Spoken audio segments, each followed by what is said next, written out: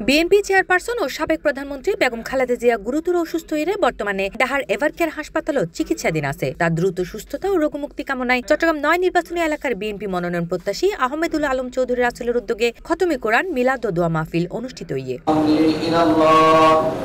আজ ডিসেম্বরের ১ তারিখ নগরের লালদিঘি মসজিদত আয়োজিত এই মাহফিলত মেজি স্থানীয় নেতাকর্মী, মসজিদ কমিটি ও সাধারণ মুসল্লি অকল অংশগ্রহণ করে। অনুষ্ঠানত মেজি দেশের সাবেক প্রধানমন্ত্রী দেশনেত্রী বেগম খালেদা জিয়ার শারীরিক সুস্থতার লাই আত্মলিয়ে বিশেষ মোনাজাত করা হয়।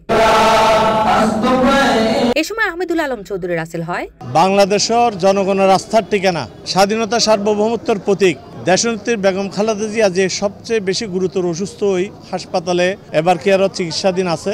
আর রক্তক্ষরণের কারণ আর প্রিয় নেত্রী দীর্ঘদিন এই হাসিনার জুলুমের কারণে আজিয়ে তের এইভাবে অসুস্থতা ওইগিয়ে গই। আজিয়ে তের অসুস্থতার মধ্যে রাষ্ট্রীয় বিভিন্ন ধরনের ষড়যন্ত্রের কারণে তের একমাত্র সন্তানও দেশে দায়িত্ব না পারে।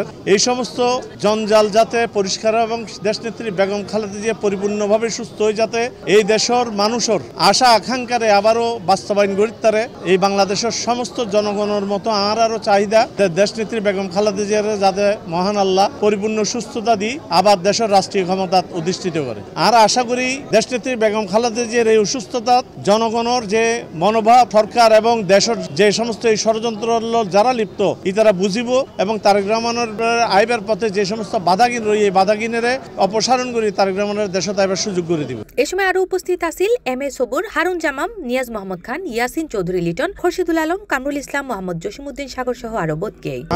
বাংলাদেশের সাবেক ৩ বার প্রধানমন্ত্রী এবং গণতন্ত্রের আপসীন নেত্রী দেশনেত্রী বেগম খালেদা জিয়ার সুস্থতা কামনায় আজকে আমাদের এই মিলাদ মাহফিল। আমরা দেশবাসীর কাছে অনুরোধ জানাবো যে আমাদের নেত্রীর জন্য সবাই দোয়া করবেন যেন উনি আবার বাংলাদেশের রাজনীতির হাল ধরতে পারেন। C plus TV, Chittagong.